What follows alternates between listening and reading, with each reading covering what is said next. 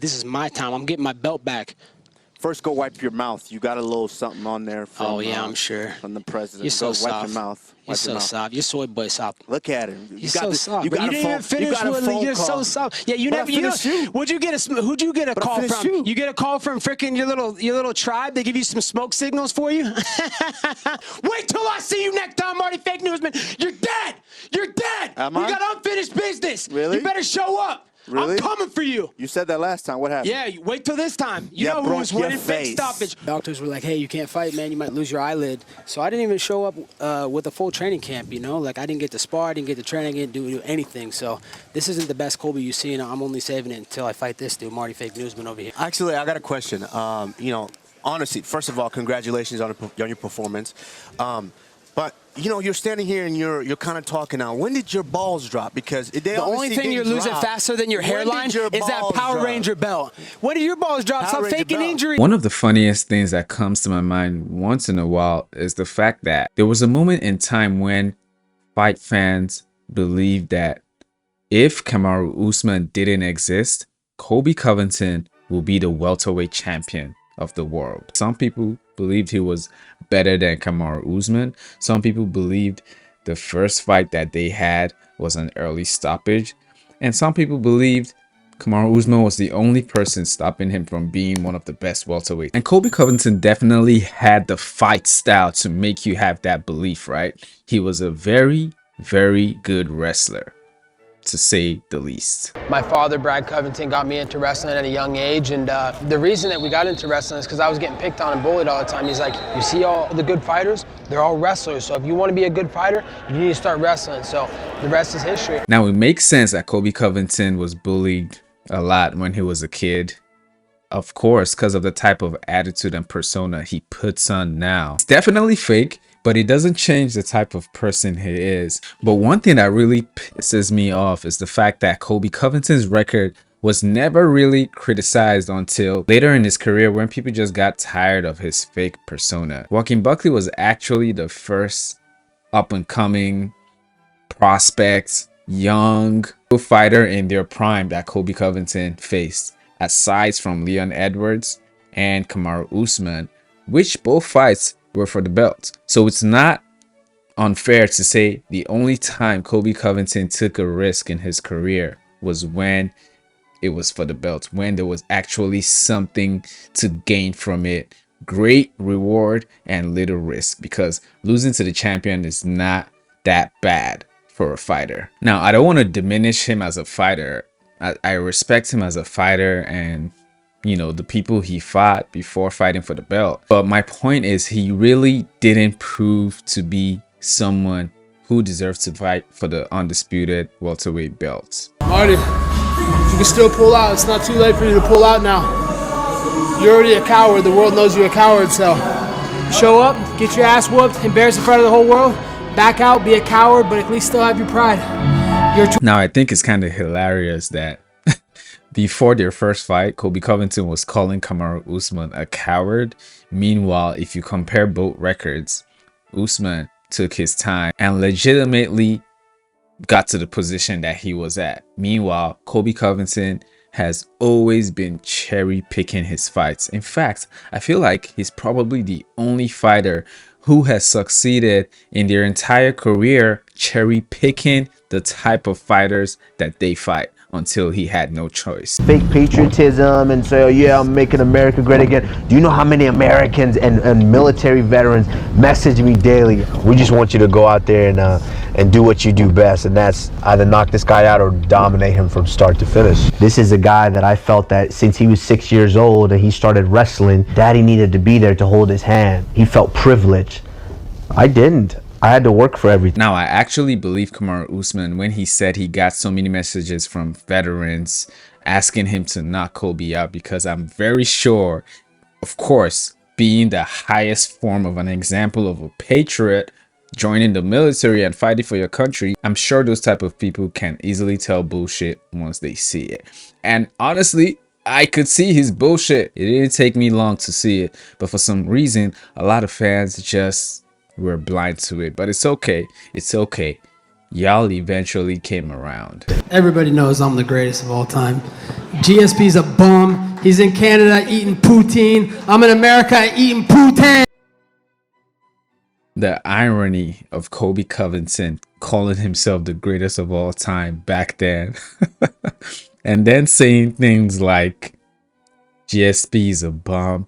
You cannot even compare their legacy in any form of fashion. And it's so crazy when he's talking and saying all this shit. It's so obvious it's fake, but he calls himself the realest. And for some reason, fans didn't really like Usman back then.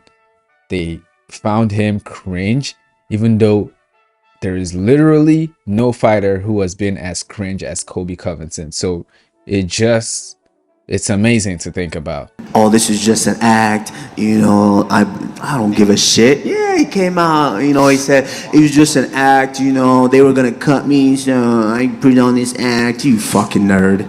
It doesn't matter. After you get your ass kicked, you can do whatever you want to do. I don't care. Usman actually summed it up right there. That is the whole point. Of course, he came out and said it's just an act. They were about to cut him, so he had to put on this persona. But at the end of the day, it doesn't matter. You're still a piece of shit. Actually, I don't even know what's worse, because I would actually respect a genuine person, a genuine piece of shit type of person, if that's just how they are. At least they're being real.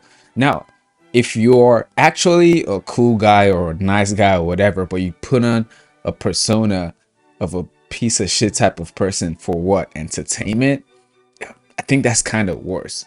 Honestly speaking, it makes more sense to be a terrible person, put it on a nice guy persona because you want to be liked. Okay, still fake, but it makes more sense than being a normal person or a nice guy putting on a piece of shit persona. That makes absolutely no sense. Kamaru Usman versus Colby Covington was actually a banger of a fight. It was a slugfest. Both guys threw away their skills. No technicality. Stand and bang, which is what we love to see. It was entertaining. Usman was very entertaining. Colby was very entertaining as well. After the fight, for some reason, Colby Covington just ran out of the octagon, which was just hilarious to see after all that talk. But then that was the moment where I feel like everyone was convinced, man, Colby Covington, this guy, he's the best, if not for Usman. Because granted, that fight was really close. It was very, very close. In fact, the judges had it for Colby before Usman finished the fight. So if Usman didn't finish the fight, Colby would have probably won that fight. And fair enough, like I said, the fight was close. But Usman finished him, the fight was over. But of course, what does Colby Covington do after the fight is over and he lost on paper and in reality? He runs out of the octagon and later on gives a bunch of excuses that he didn't really lose or make excuses up on why he lost. Now, after all that, Colby Covington meets Tyron Woodley again at the end of his career and beats up Tyron Woodley. Tyron Woodley was absolutely washed, but that's all Colby needed to prop himself to fight for the belt again. And that's exactly what he did. But hey, same type of story. Meets Usman again, talks a bunch of shit, loses, gives excuses, and then fights Jorge Masvidal, who again was at the end of his career, already been knocked out by Kamaru Usman, already looking washed, and Colby Covington, of course, won that fight. Then what is considered to be one of the most undeserved title contender fights ever, Colby Covington given the opportunity to fight Leon Edwards for the welterweight title. I mean, this was absolutely ridiculous. Nobody was in support of this. The fans absolutely did not call for this. It made no sense. Whatever the reason, they made it. But this was the moment, I believe, that Colby Covington lost all respect and any few fans that he had. Tonight, I'm gonna bring you to a place you never want to be. I'm gonna bring you the 7th layer hell. Okay. No, I'm bringing you to 7th layer hell. We'll say what's up to your dad while we're there. Oh!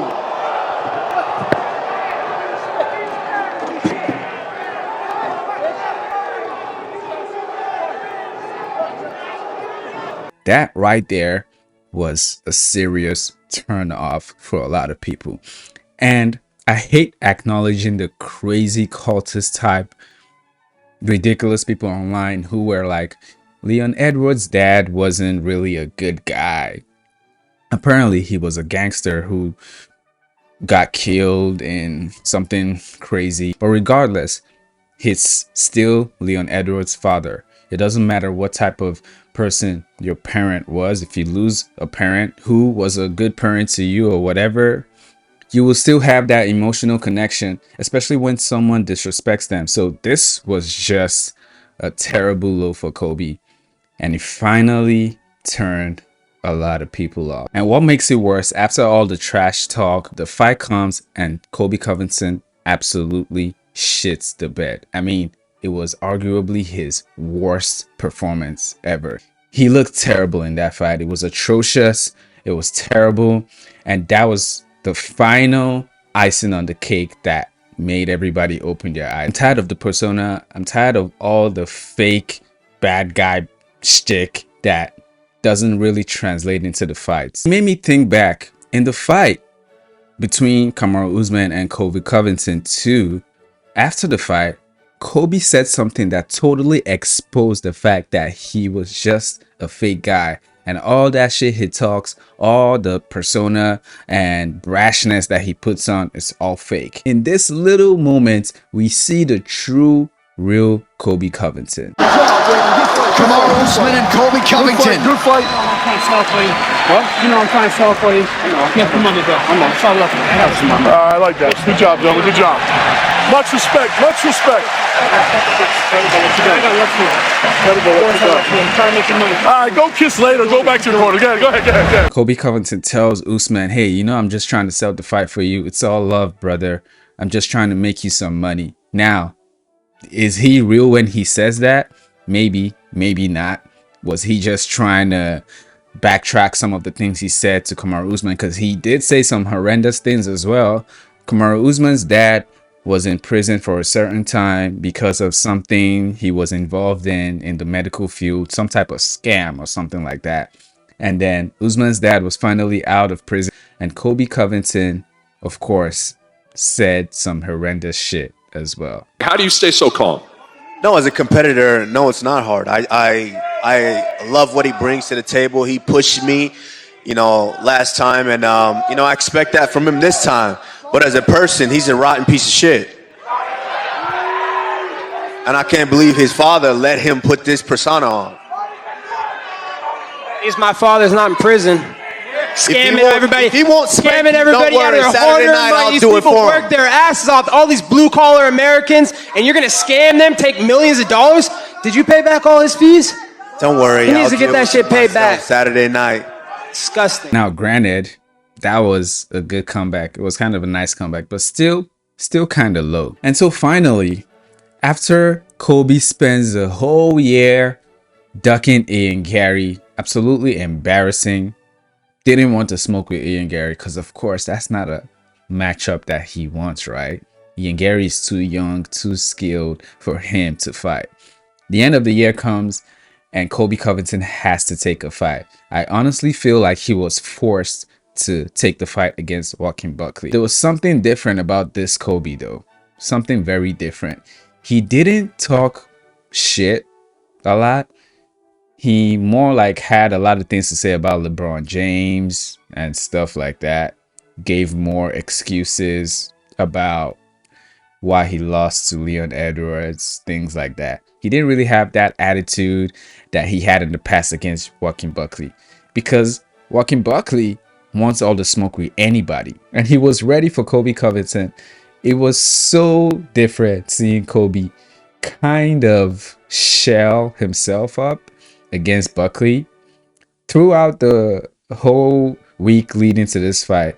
It was so bad that even in the face-off, Buckley had more confidence, had more to say, and Colby didn't have anything to say. Chael Sonnen pretty much had to be the mouthpiece for Colby Covington in the face-off, which is crazy to think about.